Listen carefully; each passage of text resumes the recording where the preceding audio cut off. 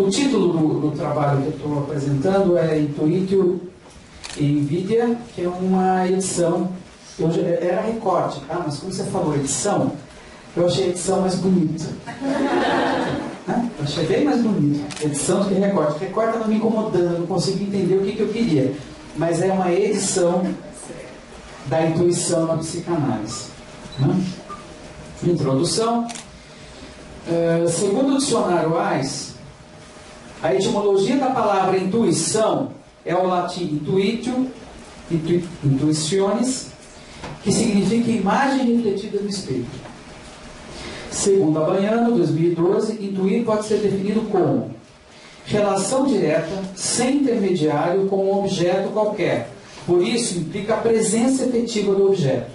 A intuição foi entendida desse modo ao longo da história da filosofia, a começar por Plotino, que emprega esse termo para designar o conhecimento imediato e total que o intelecto divino tem de si e de seus próprios objetos. Nesse sentido, a intuição é uma forma de conhecimento superior e privilegiado, pois para ela, assim como para a visão sensível em que se molda, o objeto está intimamente presente, imediatamente presente. Ou seja, eu estou falando de alguma coisa que está aqui, né? É de uma vivência, não é de uma coisa que eu estou imaginando, pensando, filosofando, raciocinando no sentido reflexivo do termo, né? A partir dessa definição, pode-se iniciar o desenvolvimento de um raciocínio a saber. Existe um sujeito e um objeto, né, em uma relação. Ao sujeito é dado a conhecer as impressões que o objeto lhe provoca nos órgãos do sentido. Segundo Bergson, citado por Abaiano, intuição significa principalmente consciência, mas consciência imediata, visão que mal se distingue do objeto visto, conhecimento que é contato e até coincidência. Esse conceito lembra uma visão dos gregos antigos sobre o conhecimento como uma identidade. Uma das primeiras perguntas que se impõe seria: como pode-se dar esse processo intuitivo? Quais os elementos que facilitam ou poderiam dificultar essa forma de apreensão da realidade? Nesse sentido, pode-se levantar algumas hipóteses, né? Uma biológica, baseada na seleção natural, onde uma série de soluções para os problemas da sobrevivência são passadas de geração em geração através dos genes. Uma social, onde a cultura é encarregada de transmitir entre as gerações as soluções encontradas. Uma psicológica, onde a repetição de um ato ou o estudo exaustivo de um tema pode trazer uma resposta automática.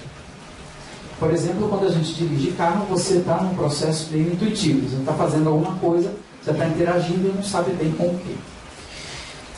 E uma inconsciente, a qual será foco desse artigo. Observem que a noção que eu estou trazendo de intuição, algumas vezes, é diferente da intuição em Bergson, né? Tem uma diferença aí.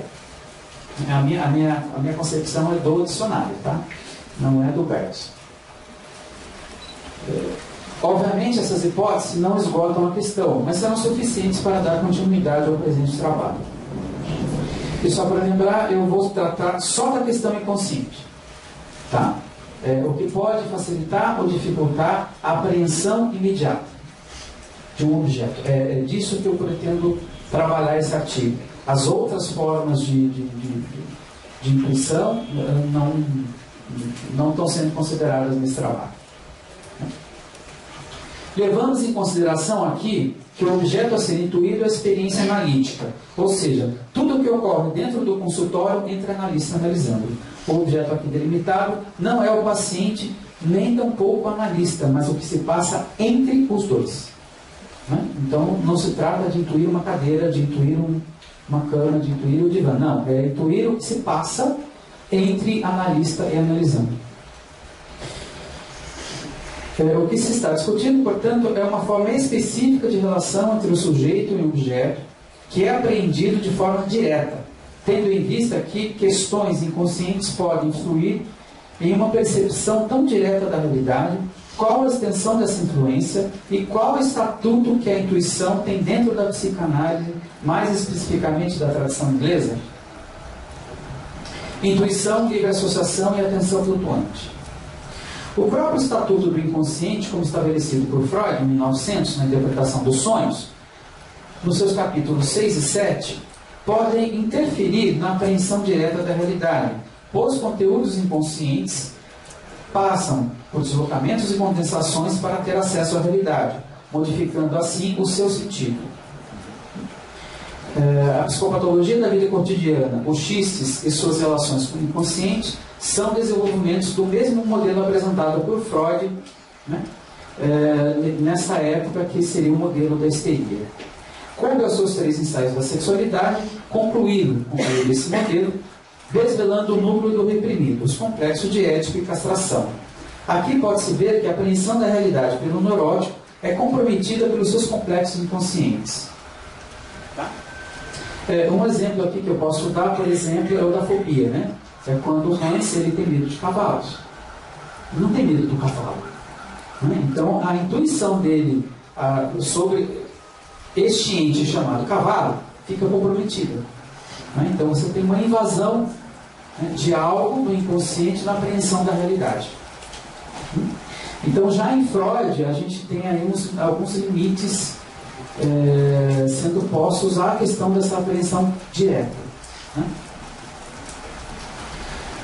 A questão que se coloca em termos de técnica psicanalítica é: como podemos aprender esses complexos? A gente não está a fim de aprender o cavalo, mas como nós podemos aprender complexo de Édipo e castração?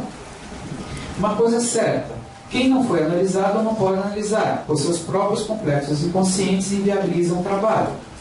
Esse assunto da análise do analista é extenso e vamos assumir, a partir de agora, que o analista seja analisado o suficiente para exercer o seu trabalho.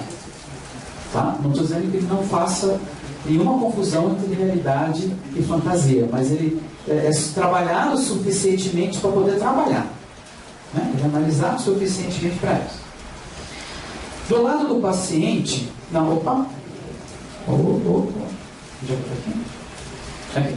A solução para o método psicanalítico é dada pelo próprio modelo apresentado na interpretação dos sonhos, que seria refazer as cadeias associativas do paciente, do conteúdo manifesto, o que é falado, ao conteúdo latente, os complexos de Édipo e castração. Essa foi a técnica utilizada por Freud, por exemplo, no caso Dora, Homem dos Ratos, Homem dos Lobos, entre outros, né? Aliás, quase todos os casos clínicos que o Freud nos deixou, ele pega um sonho, analisa ele 5 vezes por semana, né, durante alguns meses. Então é algo extremamente exaustivo, né, extremamente detalhado.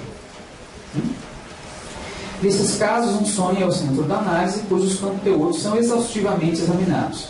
De forma geral, apesar dos demais modelos desenvolvidos por Freud, por exemplo, o narcisismo e o id, do ponto de vista técnico, esse modelo técnico permaneceu quase inalterado. Ou seja, é um modelo que se estabeleceu em 1900 e Freud o aplicou o resto da sua vida.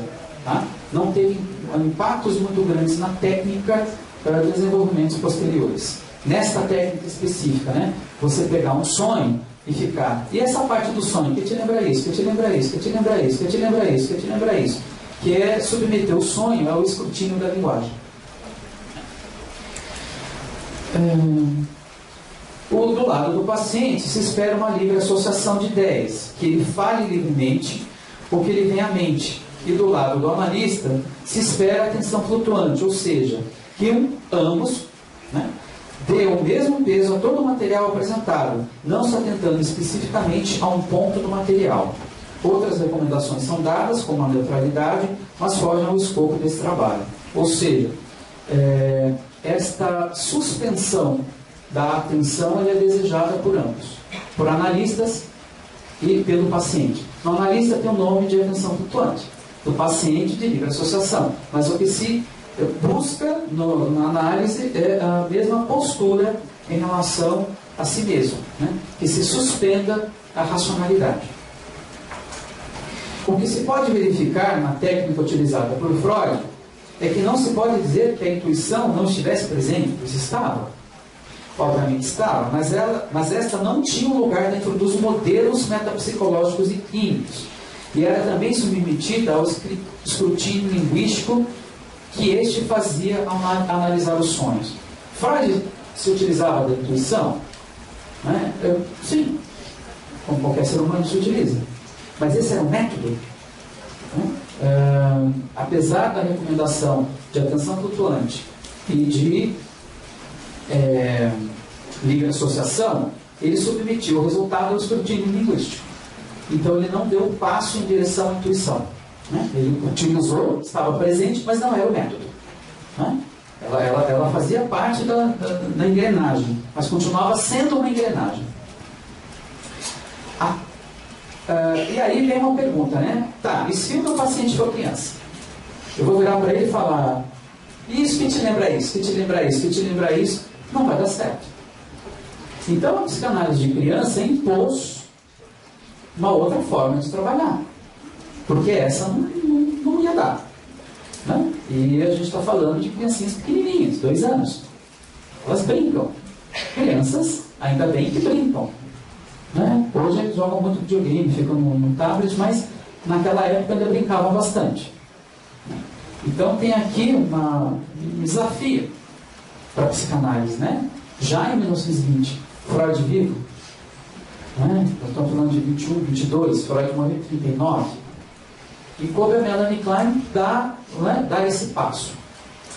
Melanie Klein começou a sua carreira como analista de crianças e uma das suas primeiras descobertas é que o brincar substituía a livre associação no caso das crianças. Explicar isso vai demorar um pouco, então vamos assumir que uma coisa entra no lugar da outra, tá? Só para a gente poder seguir o trabalho. Analisando o fluir da brincadeira, Klein conseguia interpretar o inconsciente dos pequeninos. A transferência que em Freud... Não, porém, o que mais chama a atenção em Klein é justamente a forma com que ela conseguia perceber as nuances do que acontecia na situação clínica. Ou seja, não estamos falando de intuição. A mulher era pura intuição. O caso Erna, um trechinho aqui do caso Erna, pode ser um bom exemplo clínico desse momento, para a gente entender o que eu estou dizendo quando Klein era intuitiva, né? Em uma outra ocasião, isso aqui é Klein falando, tá? No livro Psicanálise de Crianças. Em uma outra ocasião, Erna repetidamente passou de uma lavadeira para uma vendedora de peixes e pôs-se a gritar, anunciando suas mercadorias. Durante essa brincadeira, abriu a torneira, que costumava chamar de torneira do creme batido, tendo-a antes envolvido com papel. Quando o papel ficou encharcado e caiu na pia, ela rasgou e apresentou-o como peixe para ser vendido. Entendeu? Ela fez um conezinho, foi lá, encheu o conezinho, transbordou, molhou, e aí ela pegou e falou para cá: está aqui o peixe para vender. Entenderam isso? Captaram? Ótimo. Agora vamos ao que a Klein fala sobre esse fato, né?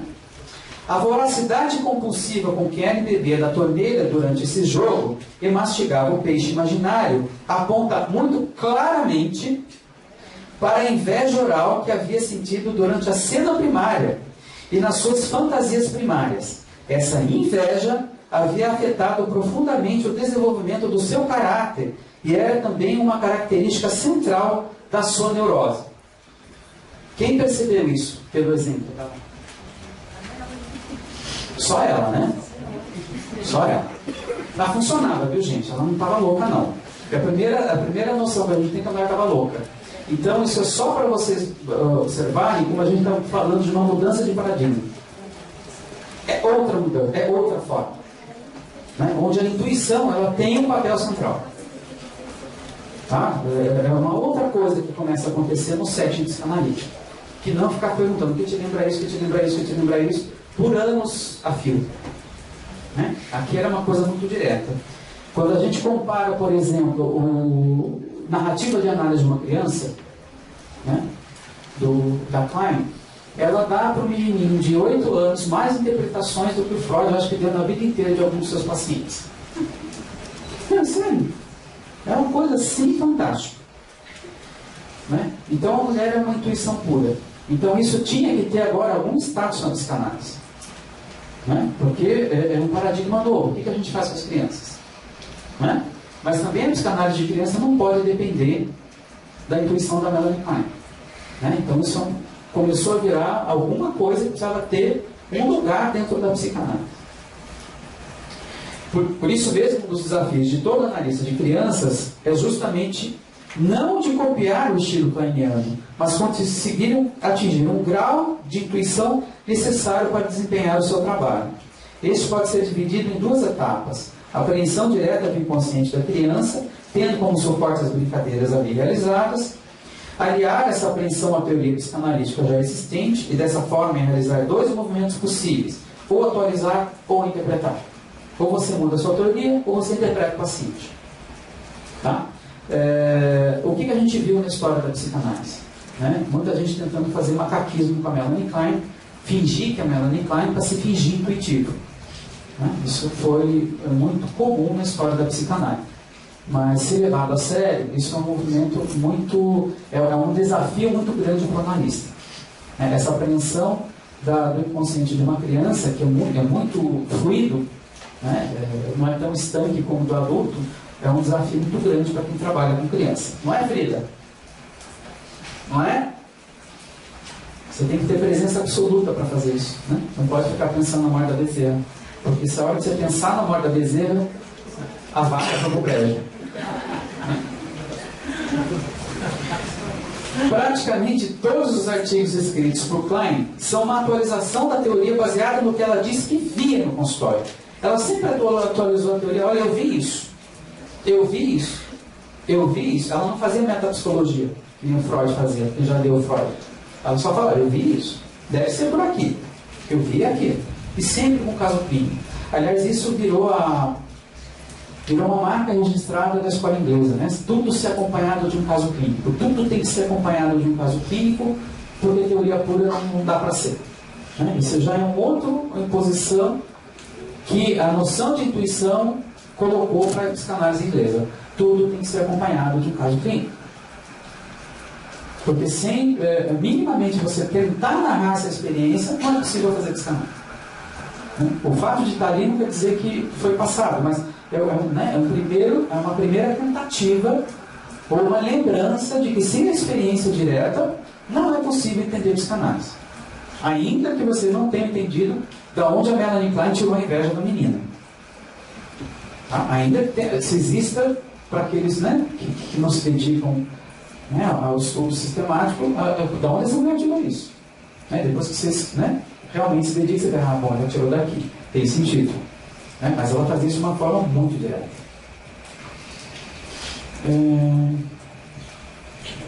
Segundo Torres Richmond, 2013, em sua autobiografia, Bion aponta que muitas vezes não sabia de onde Klein tirava as interpretações que lhe eram dadas, pois para elas, as interpretações, não tinham qualquer suporte com a realidade. Nós estamos falando de Bion, Wilfred Bion, que é psicanalista, nasceu na Índia, né, e daqui a pouco ele vai começar a aparecer os conceitos dele aqui no trabalho. Né? Então, se um analista em formação não sabe de onde a mulher tirou, né, imagina os seus pacientes. Mas aí vem uma outra coisa, né, que foi até uma questão que os autores, os bichos, trouxeram, é que a mudança que deu na vida do Bion durante a experiência analítica dele. Ele já tinha tentado outras análises e não tinha saído do lugar. Quando ele fez, né, se submeteu a esse método intuitivo, que ele declara que não sabia de onde as coisas saíam, a vida dele, né, quando você pega a biografia dele, você vê mudanças muito significativas. Né, e a gente vai entender um pouco mais lá na frente por quê. Entretanto, quando Klein propõe o conceito de identificação projetiva no seu artigo, o objetivo aqui é apontar que desde o início do trabalho de Klein, a intuição fazia parte do seu método de trabalho. Entretanto, quando Klein propõe o conceito de identificação projetiva, no seu artigo Notas sobre alguns mecanismos esquizoides, abre-se um paradoxo no que tange à intuição. De um lado, a intuição ganha um status teórico e, portanto, passa a ser parte do arcabouço metapsicológico da psicanálise, pois é uma prática sustentada por uma teoria. Pelos movimentos transferenciais e contratransferenciais, poderia-se ter um insight ou uma intuição sobre a situação total na sala de análise. Porém, Klein se posiciona contra o seu uso para esses fins, afastando inclusive Paula Heimann do seu ciclo por esse motivo, porque ela disse que deveria se utilizar a contra-transferência e a transferência, ou seja, a intuição, como método de análise. Ela disse para fazer o que Klein fazia, mas ela tinha medo disso. Porém, Klein se posiciona contra o seu uso, blá blá blá, e do seu ciclo por esse motivo, pois, segundo Klein, o problema da análise do analista voltava à tona. O analista era suficientemente analisado para ele mesmo não projetar os seus conteúdos, os seus objetos no paciente. Essa era uma questão que Klein não estava a fim de responder. Né? Então ela preferia deixar a intuição de lado. Em termos teóricos, ela praticava isso desde o início da sua carreira, escrevendo isso. Né? Pela teoria da identificação projetiva, daqui a pouco eu vou dar um exemplo clínico do que é isso, tá? Porque senão eu vou ficar falando sem exemplo clínico, né? Aí não dá. Pela teoria da identificação projetiva, frente a uma ansiedade, o ego cinge a si mesmo e projeta a parte cindida para dentro do objeto. Em termos de fenomenologia, a fantasia invade a realidade e a separação entre ambas fica borrada. A conclusão em si não é nova, pois isso estava claro desde o uso do brincar no lugar da livre associação. O brinquedo ali representava as imagens internas da criança e, portanto, não é nem fantasia nem realidade, mas ambos. O que se modificou foi a explicação para tal fato, ou seja, qual é a fenomenologia da identificação projetiva? Né? Um exemplo prático é brincar. Né? Aqui não é um boneco, é o super-homem. Né? Talvez para um adulto seja um boneco, para a criança são as duas coisas. Enquanto ela estiver brincando, é o super-homem. A hora que acabar, vem um boneco, que ela pega e deixa do lado e a mãe tem que brigar para ela guardar. Mas ele não é mais o super-homem.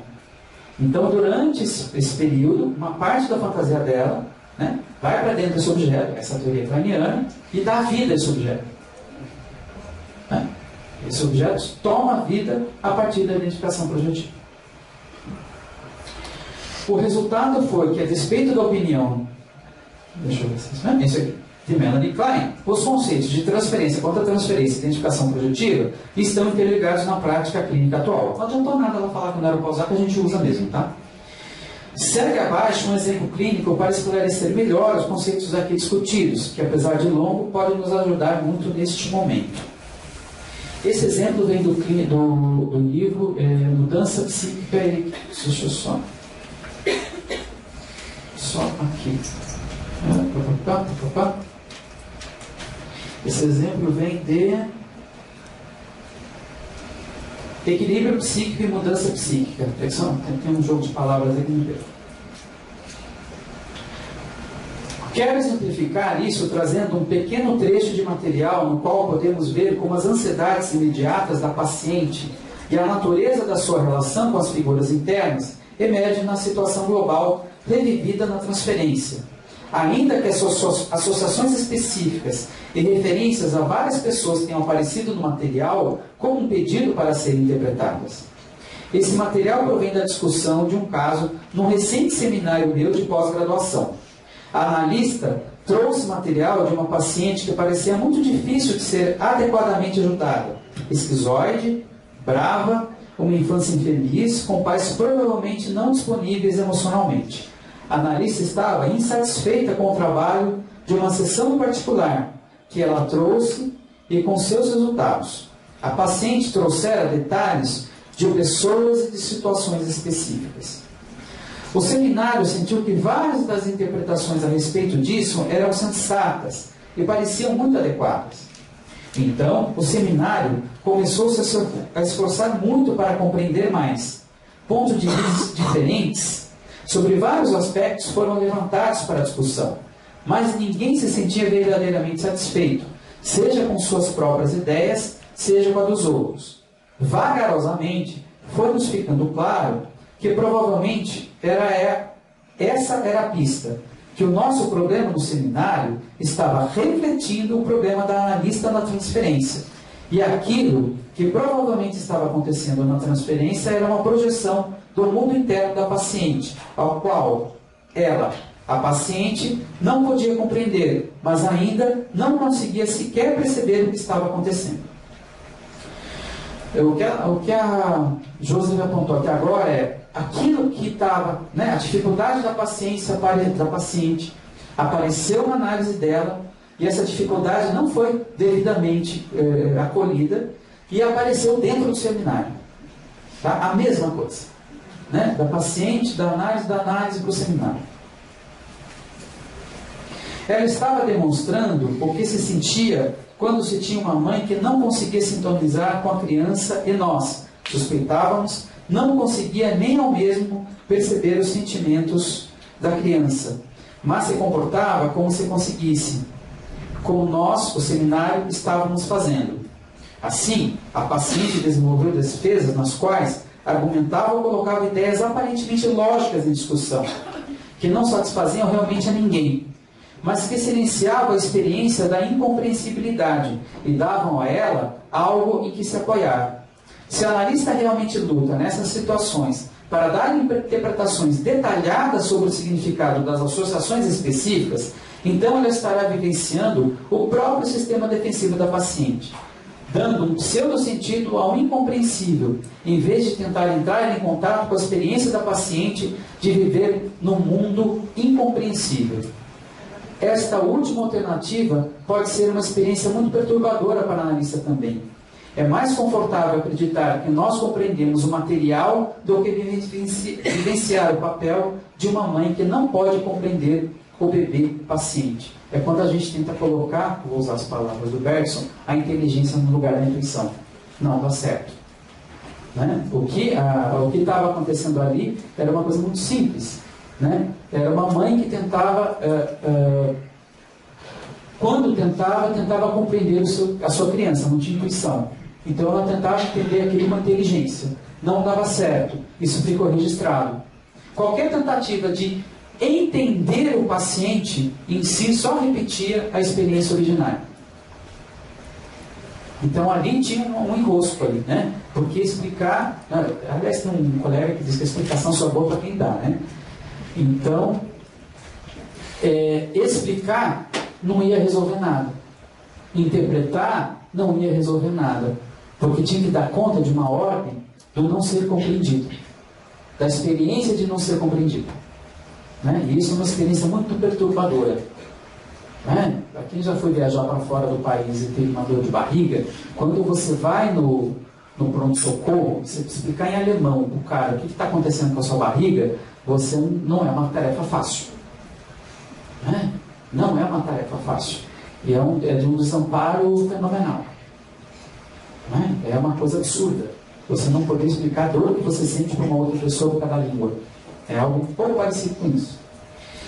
Eu penso que a pista para a transferência, nesse caso, assumindo-se que aquilo que estou descrevendo está correto, pode não estar, encontra-se no fato de termos levado a sério o fenômeno surpreendente que ocorreu no seminário, nossa luta para compreender e nossa desesperada necessidade de compreender. E em vez de ficarmos presos às associações específicas, traduzidas pela paciente, as quais, em si mesmas, poderiam aparecer como que cheias de possíveis sentidos. Isso nós conseguimos mais por meio da nossa contra-transferência da necessidade de adivinhar, sentindo-nos pressionados a compreender, a qualquer preço, o que pensamos que nos possibilitou sentir a identificação projetiva de uma parte do mundo interno da paciente e de sua aflição, da qual sentimos o gosto do seminário. Ela está dizendo o seguinte: olha, quando eu olhei para mim, eu vi duas coisas.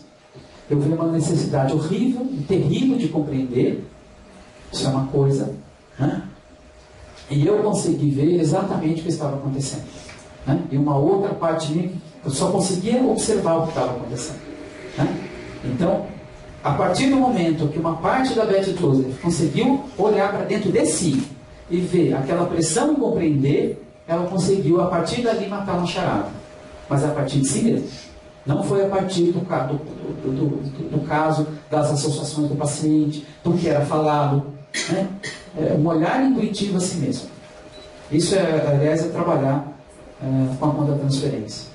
Estou supondo que esse tipo de identificação projetiva é profundamente consciente e não verbalizado. Não passa pelo verbal. Se trabalharmos apenas com a parte que é verbalizada, nós não levamos realmente em conta as relações objetais que estão sendo atuadas na transferência. Olha a mudança de paradigma por Freud. Ela está dizendo assim, se a gente ficar só nas palavras, nós não vamos conseguir trabalhar. Não é possível trabalhar. Aqui, por exemplo, a relação entre a mãe não compreensiva e o bebê que se sente incapaz de ser compreendido, e é isso que forma a base de sua personalidade. Desconfio que se não atingirmos isso, nós não conseguiremos alcançar as áreas de compreensão, até mesmo mudanças aparentes no material, mas penso que uma verdadeira mudança psíquica que possa durar além do tratamento não será possível. Eu desconfio de que o que aconteceu nesses casos é algo de seriamente errado, se passou nas relações bem iniciais da paciente, mas que sobre isso foi desenvolvida uma estrutura de caráter aparente ou pseudo-normalidade. Eu não vou seguir com o exemplo, mas ficou claro como que se procedeu no seminário, né? Algum problema da paciente foi para dentro do seminário, todos se sentiam pressionados a atuar aquelas defesas da paciente, até que a Joseph conseguiu intuir o que estava acontecendo. E para intuir, né, ela precisou olhar para si mesma. Não foi olhando o material, foi olhando para si mesma. Retornando agora ao tema central do nosso trabalho, diante do exemplo clínico dado, impõe-se uma pergunta.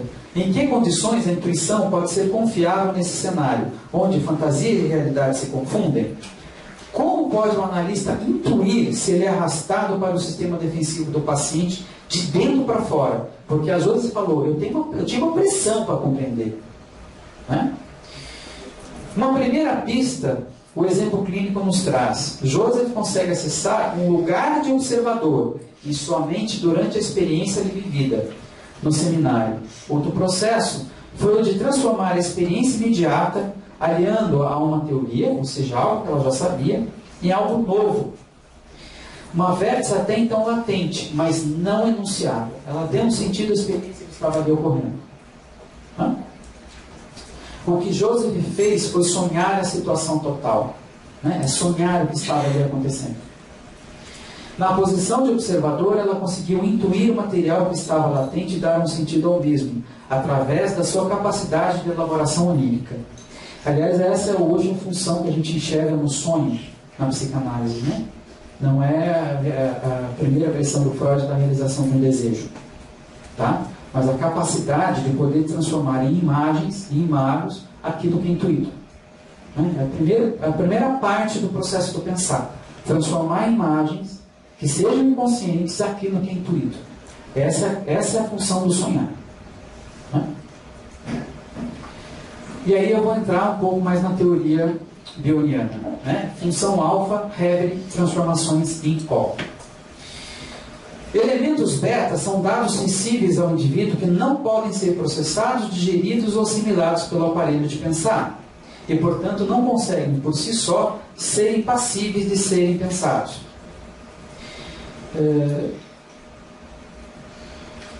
O que Bion está chamando de elemento beta é um dado tão bruto, mas tão bruto que não pode ser pensado. Não existe inteligência capaz de pensar este elemento. Não tem aparelho psíquico que possa dar conta disso. Este é o que Bion chama aqui de elemento beta. Está para além de algum tipo de compreensão.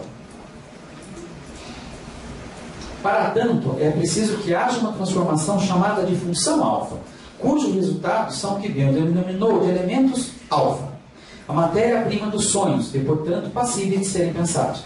O elemento beta precisa ser transformado de alguma forma na nossa mente, para que ele possa ser pensado. O Bion não especificou como funciona isso, eu creio que também não existe. Eu acho que foi intencional ele não fazer isso, né? Mas existe algo que transforma elemento beta e elemento alfa. Elemento alfa eu posso trabalhar, eu posso pensar, eu posso sonhar. Elemento beta não pode ser sonhado, não pode ser pensado. Entenderam isso? Agora, a partir de agora, se vocês não entenderem alguma coisa, levantem a mão, tá? Eu vou começar a desenvolver uma série trazer uma série de conceitos. Não entendeu, levanta a mão. Você também pode, tá? Sander 2005 equipara os elementos beta ao númeno, a coisa em si, que dentro da tradição kantiana não podem ser pensados e, portanto, não é possível estabelecer nenhum tipo de vínculo de amor, ódio ou conhecimento com os elementos beta. Somente com elementos alfa. A inspiração provável da função alfa é o modelo do aparelho pensado escrito por Freud no projeto, mas não é idêntico. Na verdade, Bion nunca precisou como funciona essa transformação de beta para alfa, né? Ou seja, a transformação, a função alfa. O modelo que Bion utiliza para falar diretamente da intuição é o do seio que desintoxica as ansiedades do bebê, que é mais bem entendido no conceito do seu conceito de Hegel. Aqui tem já um link, porque se você começar a observar a partir de agora, a gente vai começar a trabalhar com muita metáfora, né? Bebê, seio, porque esses modelos, né? Modelo é aquilo que não é uma teoria, né? É um suporte, uma metáfora para ajudar a gente a pensar alguma coisa, né? Então, daqui para frente tem um monte de metáfora. Mas o conceito de Hegel vem de uma metáfora. Imagine-se que o bebê sente um desconforto, elemento beta. E por ser elemento beta, não consegue pensar, né, ou saber sobre esse desconforto. E a única coisa que pode fazer acerca desse pressentimento é chorar, que é um impulso instintivo destituído de significado. Tá? Sua mãe, ao ouvir o choro, sabe o que está acontecendo. Função alfa. Ela só pelo choro, ela sabe, né, o que está acontecendo. E lhe oferece o seio, elemento alfa. A partir desse ponto, elemento beta virou elemento alfa. E a partir daí ele pode ser pensado. Né? Esse saber sobre o que está acontecendo com seu bebê é o que Bion chamou de Hegel, ou sonhar o que está acontecendo nessa relação. Ela intui e dá um sentido à experiência do seu bebê, ela, a mãe, né? Ao mesmo tempo em que capacita em realizar a mesma transformação, ou seja, ao mesmo tempo em que sonha, interpreta. É importante frisar que, junto com o leite que o bebê introjeta, um pedaço do seu ego pode se prestar à identificação por parte do infante. A mãe, nesse sentido, capacita o seu bebê ao uso da intuição como forma de conhecimento. O crescimento mental depende desse processo. Então, quando a mãe vai lá e dá o seio para a criança, né, um pedaço da capacidade intuitiva da mãe vai junto. A mãe está ensinando o seu bebê a intuição, a intuir sobre o que está acontecendo com ele. Né? Então, na regra, existe a função alfa da mãe, que ao dar um sentido à experiência do bebê, também o capacita a fazer o mesmo com si mesmo. Tá? Ficou claro essa analogia? Está claro para o pessoal de trás? Tá? Da regra, né? Então, a mãe sonha e dá um sentido à experiência do filho. Né? E o filho não tem só aquela experiência, né? Aquele sentido. Ele ganha a capacidade de começar a dar sentido a si mesmo. Né? É uma dupla coisa que acontece. Observamos que a origem, não pode ser conhecida, ou seja, a forma em si não pode ser pensada. Apenas o sistema binário sei, não sei, pode ser sustentado. Um dado aqui importante é que para que exista o seio como elemento alfa, é preciso sustentar a existência do não sei, que Bion chamou de nothing, separado, nothing, ou no breast, ou não sei. Tá? Não é o nada, é o não coisa. É o não sei. Então eu preciso sustentar um espaço vazio que vai poder ser simbolizado. Isso é uma outra coisa. Se eu não puder sustentar um espaço vazio, não é possível simbolização. Né? E por isso mesmo, toda a questão da função alfa fica comprometida.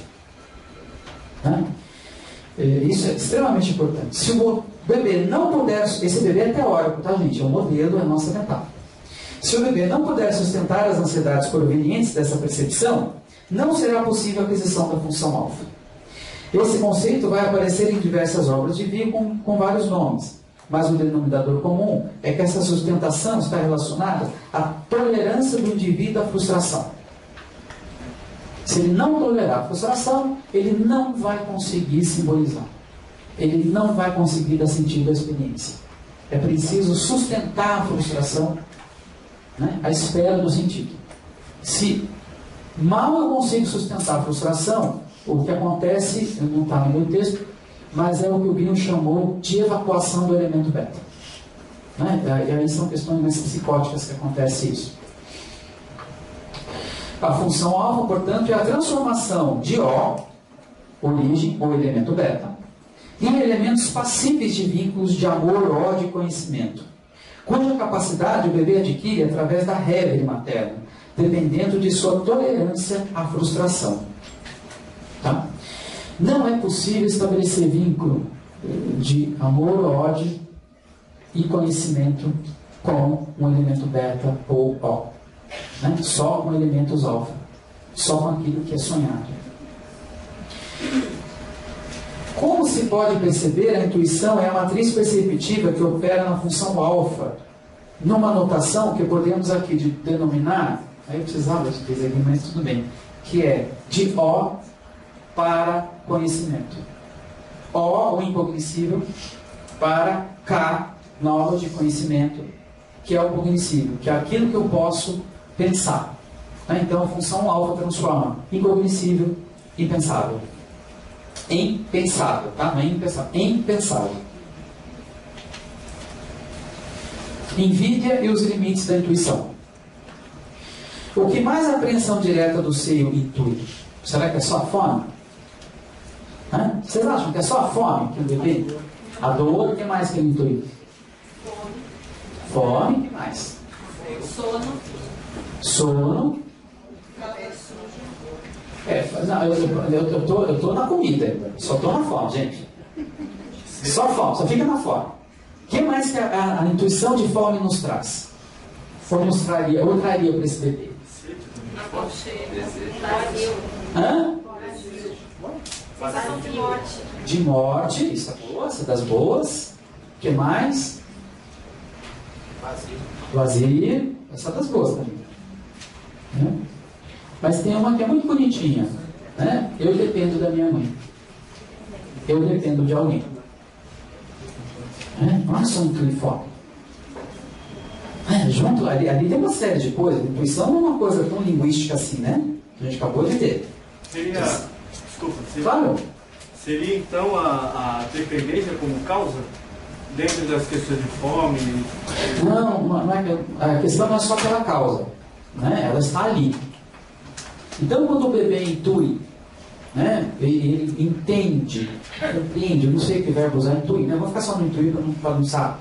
Fome, junto vem outra coisa. Vem, opa, eu dependo de alguém. Porque esse leite não é meu. Esse leite não sou eu. Não sendo esse leite o meu, eu dependo dessa outra coisa aqui. Parece que o Winnicott fala alguma coisa sobre a ideia de seio no sentido de o estranho. Pode até ser que tenha falado sobre isso, eu não me recordo. Mas não é estranha essa afirmação. Essa afirmação tem sentido, tá? É que tem o seio na escola inglesa, assim, é o tudo, né? Vocês vão ver daqui a pouco. Né? Seio é tudo. Mas não no sentido de seio, né? Essa coisa aqui. Não. Essa coisa global, né? Que dá sentido a uma experiência, a primeira experiência. Pode falar. Todo esse aprendizado que você falou que vem junto com esse um elemento beta. Então ele é um elemento alfa, só que não transferido pela mãe. Você iria transferido pela mãe? Da experiência. Não é transferido pela mãe. A função alfa é transferida pela mãe. Mas, por exemplo, ele não está com fome? Tá. Isso é um dado real. Ele não depende da mãe? É um dado real. Ele só percebe isso. Então vai depender da capacidade da criança. Da criança de perceber. A maioria percebe, tá? 99,999% percebe isso. Né? Então, mas ficou claro que a noção de dependência vem junto com a noção de fome? Isso é extremamente importante. Né? Porque você não intui uma coisinha só, né? A intuição é uma coisa poderosa. Ela vem em blocos, né? As coisas vêm em blocos, né? A linguagem é que, como a Mônica explicou, né? A linguagem que disseca. Mas dissecou, ficou tão chatinho. Né? Disseca fica chato. Quando vem em bloco, fica mais bonito. Né? Outro que vem pode ser inveja também. Oi? A inveja. Ah, mas vai vir daqui a pouco. Ah, ela já está na sequência. Eu tenho um dos meus temas favoritos. Hã? Oi? Né? Não, eu vou citar aqui a pobrezinha da Klein aqui, ó. O que mais a apreensão direta do seio intui? Seria ingênuo dizer que é apenas a fome, pois a fome intui outra coisa, mais dramática, que o indivíduo depende de um outro, que possui tesouros ou riquezas ilimitados, pois parece que esse recurso é inesgotável. Eu estou citando uma percepção da criança frente ao seio. Porra, não para de sair leite isso aqui. Conflito, né? Que coisa maravilhosa, eu não tenho isso. Eu não sou isso e eu dependo disso. Que merda! Que merda! A própria intuição vem desse seio, ou seja, as próprias fundações do si mesmo, logo, em toda a sua extensão, habita a estrutura do próprio si mesmo. Ou seja, o seio, né, ao fundar essa intuição, ele marca aquele sujeito, né, com essa ferida narcísica. É uma coisa dupla, é uma coisa muito interessante. Porque ele capacita e ao mesmo tempo informa aquele infante que aquele infante depende do seio. É um monte de coisa que está acontecendo aqui, né? Aliás, fica até ridículo a gente falar em palavras na metáfora do bebê, né? Só podemos falar intuição aqui, não tem outra coisa para a gente falar, né?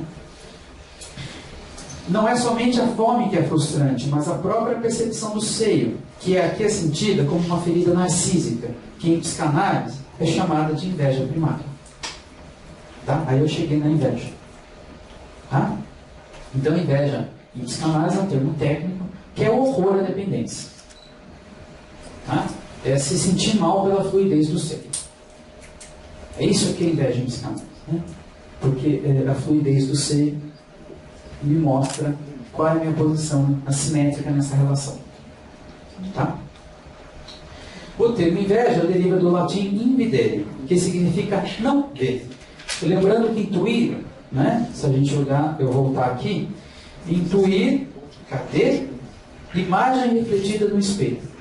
Entenderam agora esse jogo do seio? Que o seio funda aquele sujeito, si mesmo, e ao mesmo tempo ele é refletido. A gente começa a ter uma brincadeira de imagens aqui, infindáveis. Mas a inveja é o não ver. A inveja é o que quebra essa sequência. É o que quebra essa possibilidade. Tá? O horror à dependência cega o sujeito em relação a si mesmo e ao outro. O que está na mesma. Se vocês entenderam o meu modelo, si mesmo e outro é a mesma coisa. Não tem diferença. Não dá para falar si mesmo e outro. Né? É uma coisa só. Eu e o outro são uma coisa só. Porque o sujeito é o seio, é o sujeito. Né? Quem falou em Winnicott? Você falou em Winnicott, né? O Winnicott diz, né? A identificação é um tipo de relação de identidade. Você não pode falar eu tenho um seio. Né? Na identificação, que é o primeiro processo, eu sou um seio. Então eu e o seio somos um só. Mas ao mesmo tempo ele cria uma ferida narcísica. Está claro isso? Ok. A baixa tolerância à frustração e inveja de função alfa são, portanto, termos correlacionados. A frustração, por si só, intui a noção da dependência, pois o bebê não consegue solucionar sozinho suas frustrações. Tá? Aqui tem uma série de desenvolvimentos sobre a alucinose, a alucinação, mas a gente não vai entrar nesse mérito agora, tá? Vamos só ficar no real que ele não resolve. Tá? Se ele se cagar, alguém vai ter que limpar. Ele não vai conseguir limpar. Né? É mais fácil a gente ficar no real.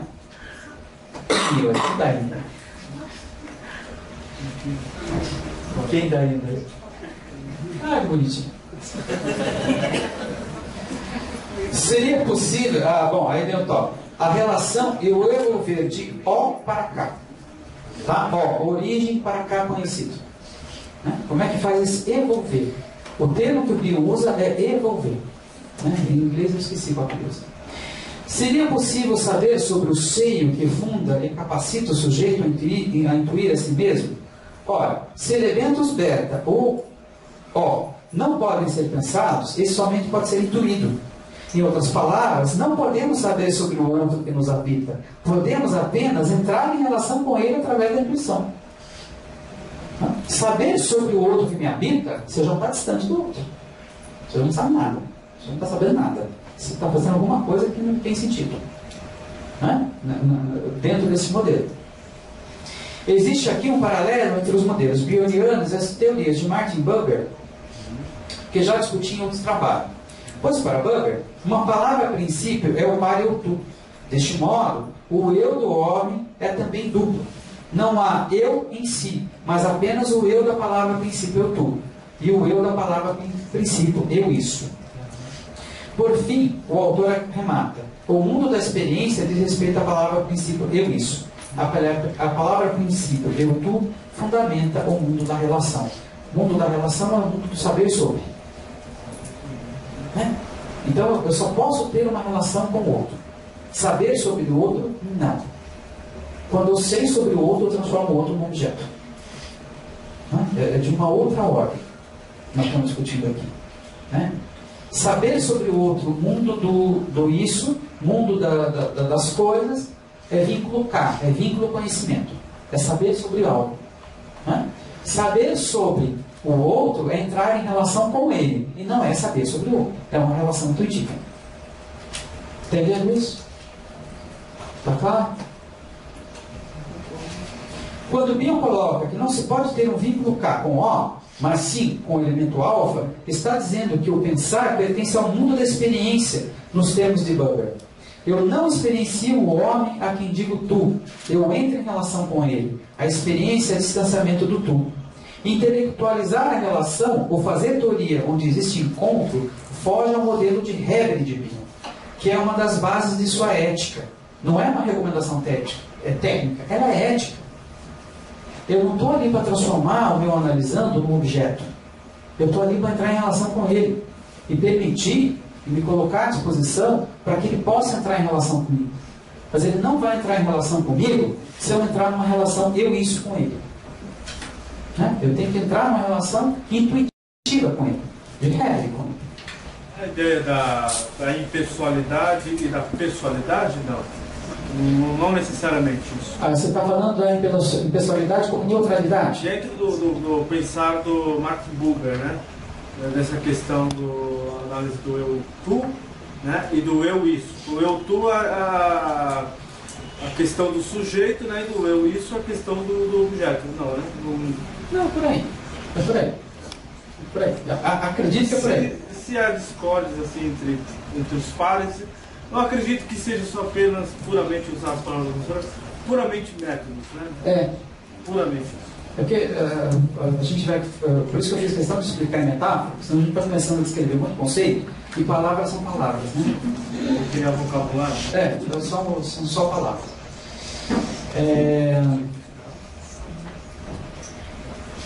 Bom, aqui Bion está atento aos limites de suas recomendações, quando, por exemplo, nos pede para trabalhar sem memória ou desejo. Mas existiria outra forma de ir ao encontro de O? Por que o Bion pede sem memória e sem desejo? E aí talvez tenha uma pequena diferença de palavras só entre a questão do Bergson que ela trouxe, mas vamos lá. Porque para Bion, memória é o desejo olhando para trás, é fazendo aquela edição. Ele está fazendo uma edição. E não cabe ao psicanalista fazer essa edição. Porque se eu tiver numa relação de desejo, relação de desejo é uma relação L, chamada, né? Uma relação de amor. Significa que eu não estou em contato intuitivo. Então, desejar ou ter memórias significa uma relação que não é intuitiva. Tá? Nesta perspectiva. Tá?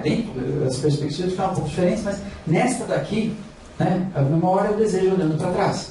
Então o analista não pode entrar em memória de teoria e do que aconteceu no mês passado na sala de análise.